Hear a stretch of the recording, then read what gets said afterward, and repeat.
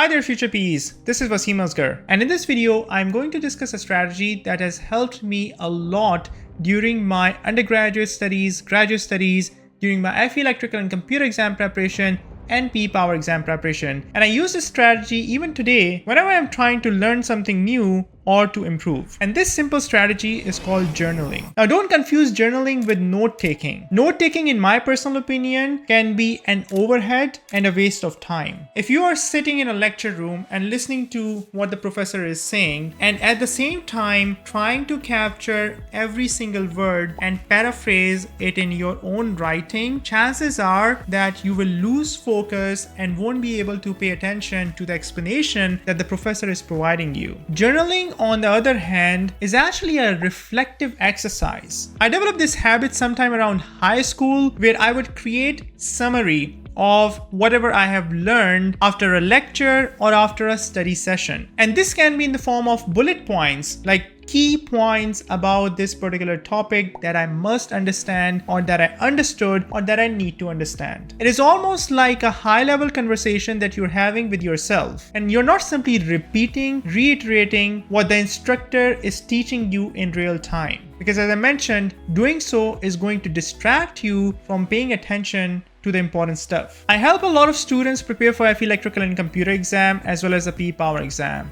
I run popular exam preparation programs, both in the on-demand self-study format as well as the live training format. And it's a very common question that I get from students. Wasim, your lectures are very detailed and comprehensive. Should I be taking notes? Should I be memorizing some of the key concepts? Or sometimes I get emails from students that, Wasim, I'm taking notes of your lectures and it is becoming overwhelming. Well, I tell my students upfront, you should not be taking notes. In fact, for every lecture in my course, I've created one-page summary so that my students can eyeball the key concepts and they don't have to write them. When it comes to both P power and FE electrical exams, as you probably know, they provide you a reference handbook on the exam, which contains, for the most part, all the formulas and equations you'll need for numerical questions. Now, conceptual theoretical questions are a different thing altogether. Within my exam preparation programs, I don't simply focus on numerical problems. I help students understand and learn concepts from first principles. And when you have a solid understanding and foundation of every single concept from ground up, then no matter how a question is asked conceptually, you will be able to field it. So since they're already providing you formulas and equations and definitions, nomenclature, units of measurement, and so on in the reference handbook, you're actually wasting your time by rewriting those formulas. Your effort is better spent in summarizing what you have learned at the end of every study session. And that actually brings me to a concept called active recall. So learning is actually a bi-directional activity. We feel that learning only happens when we absorb content into our brain. But the real learning happens when you test your brain, try to fire those neural networks, cross connection of information when you're asked a question. And you would have probably experienced this in real life as well, that you actually have to dig in deeper in terms of your understanding when somebody asks you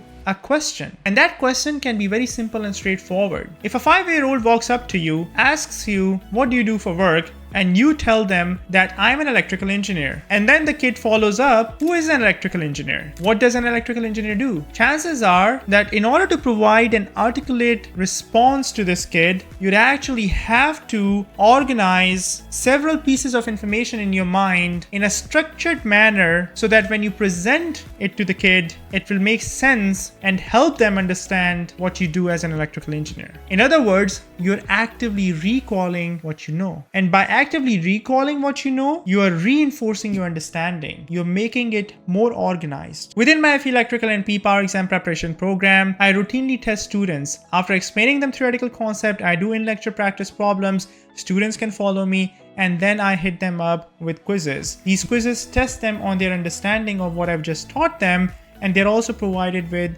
detailed solutions. At the end of every section, I've included timed, computer-simulated mini-exams so that you don't have to put a clock watch or a stopwatch in order to see how you are doing in terms of timing. These mini-exams, my computer-simulated practice exams, are going to help you improve your performance not only in the context of understanding the concepts, but also with your speed of solving these questions. So try to incorporate journaling in your daily study routine. As I mentioned early on, this habit of journaling has helped me through my undergraduate studies, my graduate studies, FE electrical exam preparation, PE power exam preparation, and I still use it today whenever I'm listening to certain podcasts, reading a book, learning or researching about anything new, because it helps me capture insights and also gives me a sense of making progress, which itself can be a great source of motivation.